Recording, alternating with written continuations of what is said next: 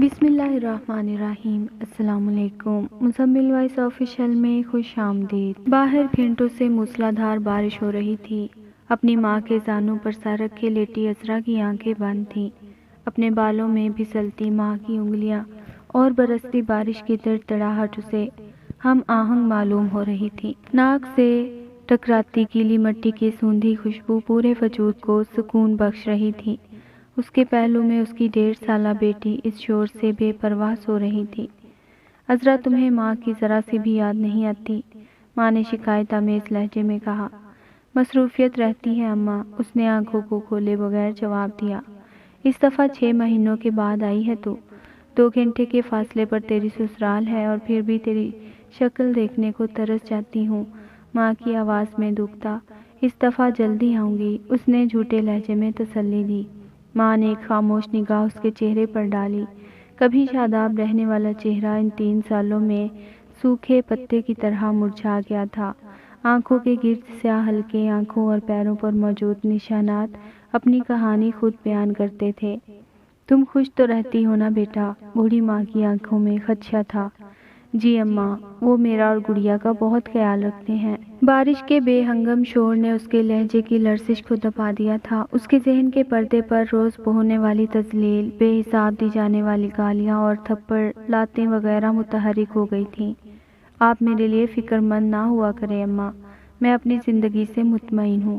وہ اپنے کھلے بالوں کو سمیٹتی اٹھ کر بیٹھ گئی۔ میرے سر پر چھت ہے، کبھی بھوکا نہیں سونا پڑا۔ خیال رکھنے والا شوہر ہے، پیاری سی گڑیا ہے، اس کے علاوہ میں کس چیز کی خواہش کروں؟ اس نے ماں سے نظریں ملائے بغیر کہا۔ ٹھیک کہتی ہو بیٹا، صبر و عنایت سے زندگی آسان ہو جاتی ہے۔ اس نے اس کے بھرم کو قائم رکھنے میں اس کی مدد کی۔ شاید تمہارے ابا آ گئے ہیں، میں دروازہ کھول کر آتی ہوں۔ وہ باہر چلی گئی تھی۔ تھوڑی دیر کے بعد اس کا باپ تولیے سے اپنا بھیگا سر پونچھتا کمرے میں داخل ہوا۔ السلام علیکم ابا، عذرا نے اسے سلام کیا۔ لکیروں سے مزین چہرے والے باپ نے جواب دیتے ہوئے اس کے سر پر اپنا بوڑھا مشفق ہاتھ رکھا۔ ابھی رہو گی نا بیٹا؟ کل ہی واپسی ہے ابا، اگلی دفعہ زیادہ دنوں کے لیے آؤں گی، اس نے پھیکی مسکراہٹ کے ساتھ وعدہ کیا۔ باپ مزید بوڑھا دکھائی دینے لگا۔ باہر اب بھی بارش کا پرہنگامی شور جاری تھا۔ یہ اس کے سسرال واپس آنے کے ہفتہ بھر کے بعد کی بات تھی۔ وہ برآمدے میں پوچھا لگا رہی تھی جب اس کا شوہر انتہائی غصے کی حالت میں کمرے سے باہر آیا۔ میرے جوتے تیرا باپ پالش کرے گا، وہ اسے گالی دیتا ہوا بولا۔ میں کر دیتی ہوں، گڑیا کی طبیعت کی وجہ سے پریشان تھی اس لیے ذہن سے نکل گیا۔ وہ پونچھنے والا کپڑا فرش پر ڈالتی کھڑی ہو گئی۔ جاہل عورت، اب تیری وجہ سے مجھے دکان جانے میں دیر ہو جائے گی اور وہ خبیث مالک مجھے باتیں سنائے گا۔ اب اسے کیا معلوم کہ کیسی بد سلیقہ عورت سے میرا پالا پڑا ہے۔ کتنی دفعہ کہا ہے کہ کام پر دھیان دیا کر، مگر تجھے تو بات ماننا ہی نہیں ہے۔ وہ غصے سے چلانے لگا۔ پلیز آہستہ بولیں، گڑیا کی نیند خراب ہو جائے گی، اس نے گھبرا کر کہا۔ وہ بڑی مشکل سے اسے سلا کر آئی تھی۔ منحوس عورت، ایک تو بیٹی پیدا کر کے میرے سینے پہ رکھ دی اور پھر زبان درازی کرتی ہے۔ اس کے شوہر کا پارا آسمان پر چڑھا اور اس نے اس کے کمر پر ایک زوردار ٹھوکر رسید کی۔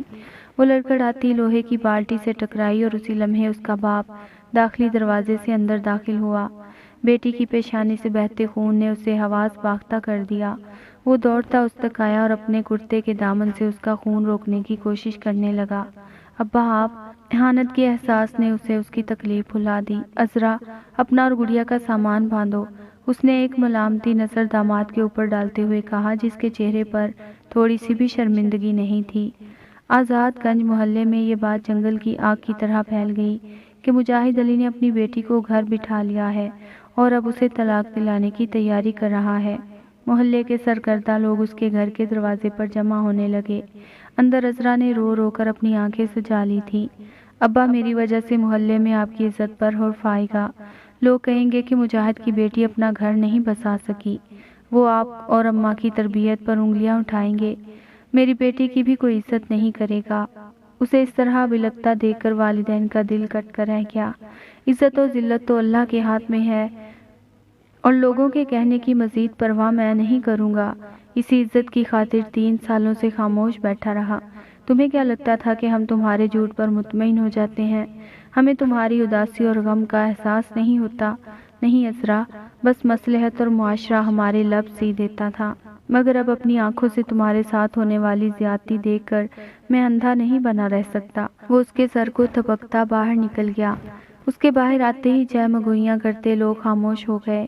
خلا کا مطلب سمجھتے ہو مجاہد؟ اگر تمہاری بیٹی بیوہ ہو کر آتی تو ہم سب اس کے سر پر اپنا ہاتھ رکھ دیتے، مگر خلا یا طلاق لی ہوئی عورتوں کی معاشرے میں کوئی جگہ نہیں ہوتی۔ ایک بوڑھے آدمی نے آواز بلند کی۔